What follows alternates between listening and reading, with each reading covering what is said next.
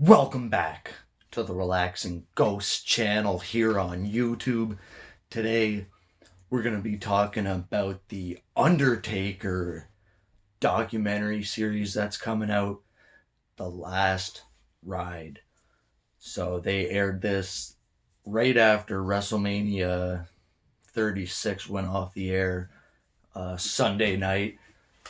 I'm wondering what happened with that Ruthless Aggression series. Was that it? 5 episodes. Um, but they only played about 15 minutes of this Undertaker episode. And this was, I believe, filmed in 2017 or through 2020 or something like this. So it's a lot of stuff put together. It shows him, in the airports with Roman Reigns and saying how hard it's really been to only have one match a year. There was a time period there from 2011 through 2015. He only had that one WrestleMania match, so one match a year. He said he would do his WrestleMania training and then kind of prepare for that big match, and then after that match he's out with an injury, he's recovering from the injury, and then he's getting ready for this match again the next year. He went through I believe a rough period there for probably the last 10 years, and it's finally all catching up with him. This looks really interesting. I did actually talk about this maybe a year ago now, when JR first left, I believe, WWE. That was, I believe, after WrestleMania last year or the year before. Yeah, probably after WrestleMania last year. And then he mentioned it, that he was part of this Undertaker documentary, and who knows when it would be released. So they're finally starting to release this footage. I think it's going to be really good. It's not going to be on DVD or anything unless they choose to later on. Maybe do some type of special collector's edition. This is going to be fantastic. Like I said, a lot of behind the scenes footage, and his wife's in it. You got guys like Austin, Shawn Michaels, Mick Foley. I'm sure Triple H is in it. Vince McMahon is in it. This was really cool. And then there's this Edge documentary, The Second Mountain, I believe it's called. This was fantastic as well. This was just over an hour, maybe 75 minutes or so. And it's really talking about how like a TV show turned into his wrestling comeback and all this stuff, and getting cleared again to compete was a big deal.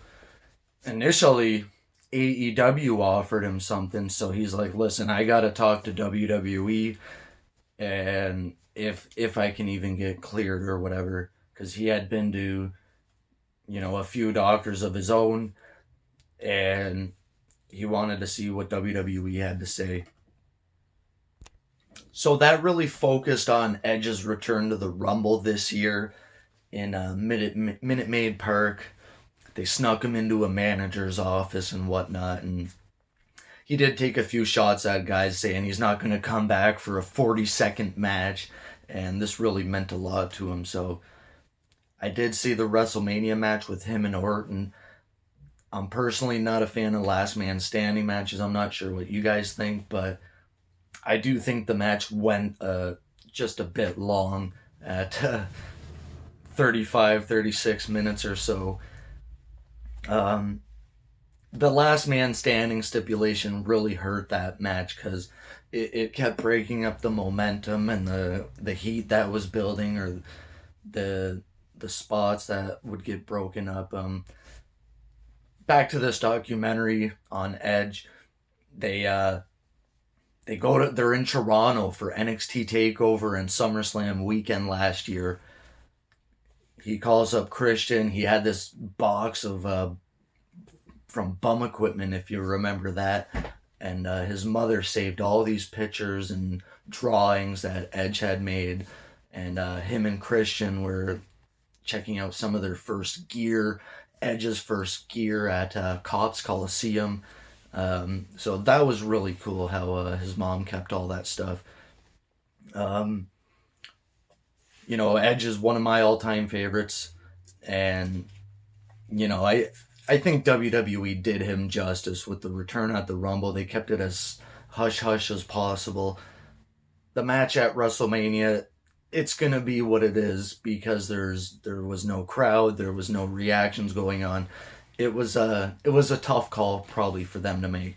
I'm sure they could have edited it out a bit, but we're stuck with what we got.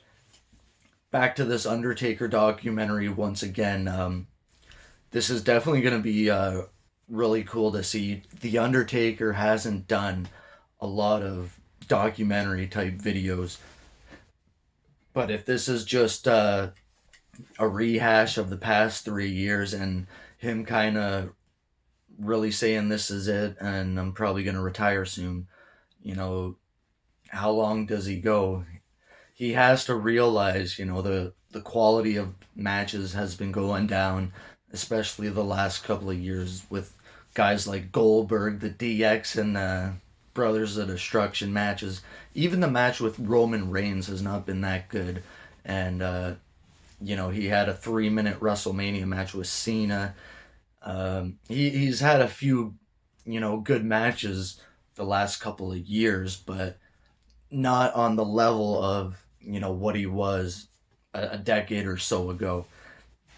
So it has to get to him. He loves this business so much, just like us.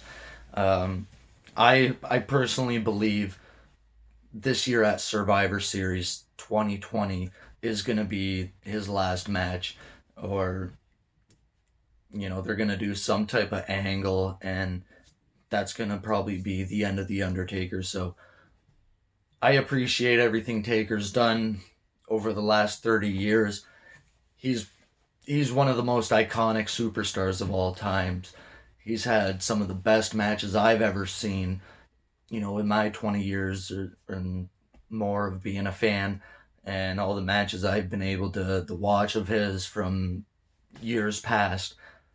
Um, I'll always respect his decision to keep going, but when he does retire, you know, he'll be a legend forever.